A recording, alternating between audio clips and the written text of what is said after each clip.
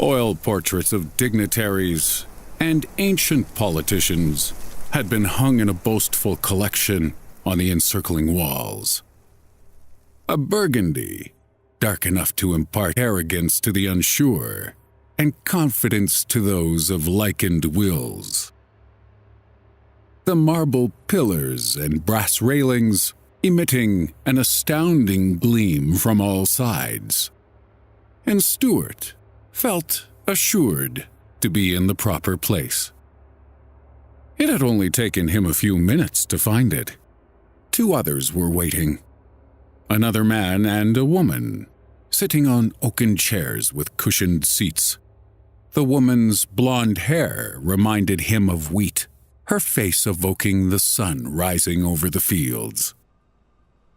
She didn't say anything to him, but seemed to be gauging his ability, his deftness, grinning slightly with her piercing green eyes.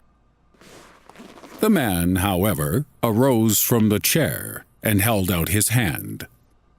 A large fellow with a full beard of apparent Latin American heritage, perhaps Iberian.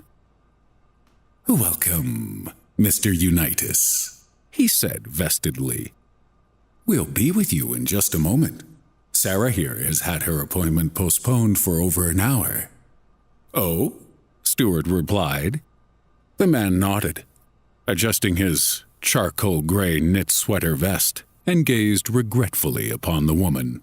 "Evidently another recruit seeking entry into the prestigious club.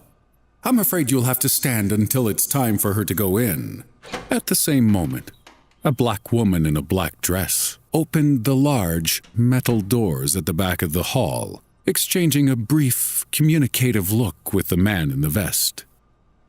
He turned to smile at Stuart, his face showing not a hint of blush, and soon the engagement ensued. Stuart found himself awkwardly sitting in the second chair, still warm from the hour's delay. "Must be busy this time of year, eh?" Stuart asked the man, who had yet to retake the seat.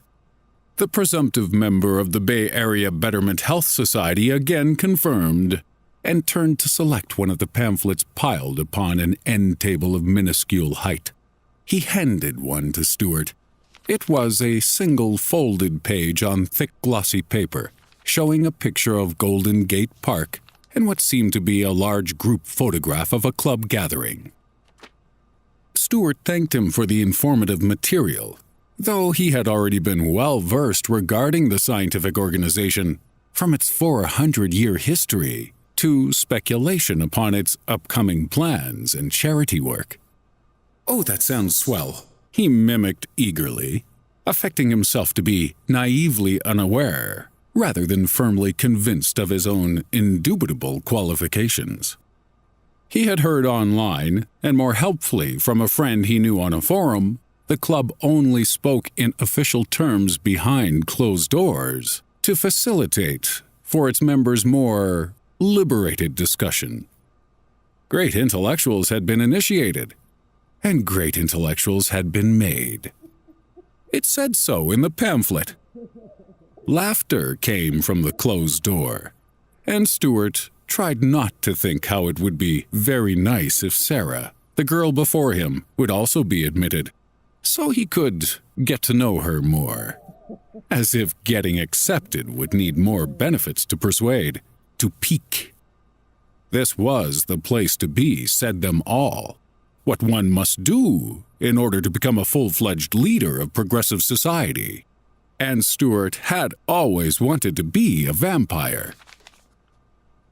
He scanned over the paper, and even the alluring language came off to him as exclusive.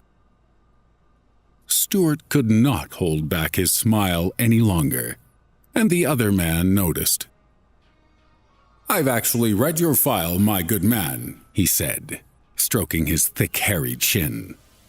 Stuart awaited the completed plication, and once they had met eyes, the club member continued by whispering, bending his head closer to him. "I think we would be fools not to let you in." His heart kicked, and his fist clenched in excitement. Stuart's smile grew, showing brightened teeth, and he could only mutter, "Thank you. I am a big admirer of what you do here." "Is that so?" asked the man, finding a kindred spirit. "Yes," Stuart answered. "I think this is exactly where I want to take my skills. I'm looking forward to seeing how I can help and contribute to the club's furthering success." The older man nodded. "We'll see what we can do with you." Thoughts of the future flowed through Stuart's field of vision, unable to be contained. The high-class society, a company of gentlemen, and the finest edge of female colleagues using advanced techniques to extract untarnished hemoglobin and innumerable additional nutrients which had been enabling their superior race to thrive without the brutal need for harvesting, enslaving, or killing anyone or anything, not even pigs. Stuart knew all of this, and he knew he belonged here, in this association of immortals moving the world forward, especially if people like Sarah would be among them. And he withheld the rushing desire to envision her transformed, unleashed, beyond the standards of commonplace beauty.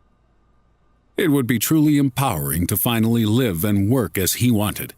And here was the goal at last. The door opened, and the secretary kindly said his name. "Mr. Unitas, they'll see you now."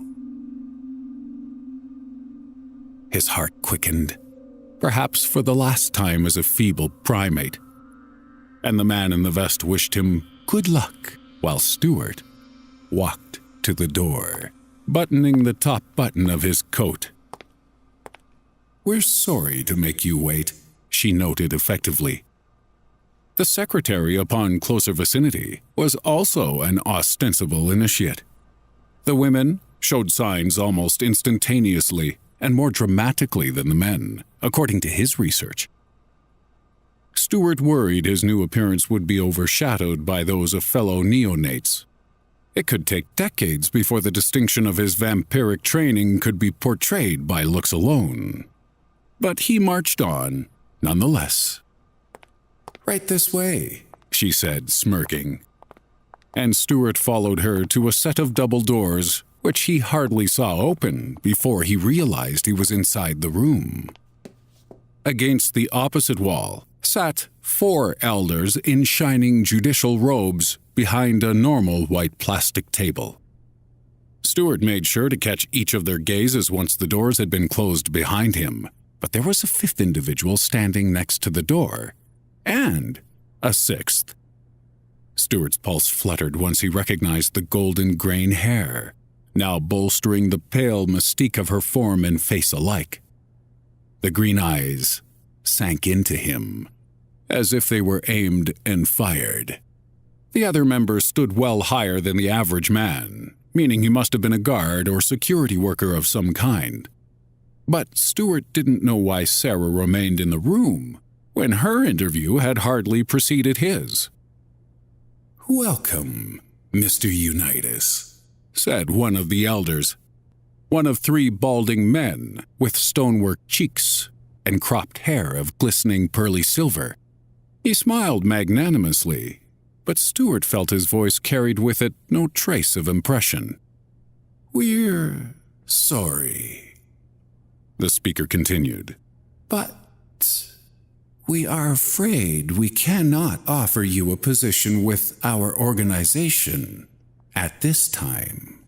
When Stuart had just begun reeling, he noticed the guard and Sarah both approaching from behind, from opposite sides. and before he could make his case, the larger man's grip had smothered his mouth, quelling all protest. And the youngest member of the Bay Area Betterment Health Society revealed freshly protruded canine teeth before jabbing them into Stuart's neck, playfully pausing while their eyes were partially locked, decisive jowls vicing quivering flesh. She pulled back sharply, and his liveliness gushed away for her to drink, to serve as an irrefutable pledge of loyalty. As she sucked from the struggling neck, the others in the room cheered and clapped, remembering the blissful intensity of their own first kills. The lone matron of the panel reached for the appropriate ink stamp and markedly punched it upon the girl's papers, printing sternly, in bold crimson letters,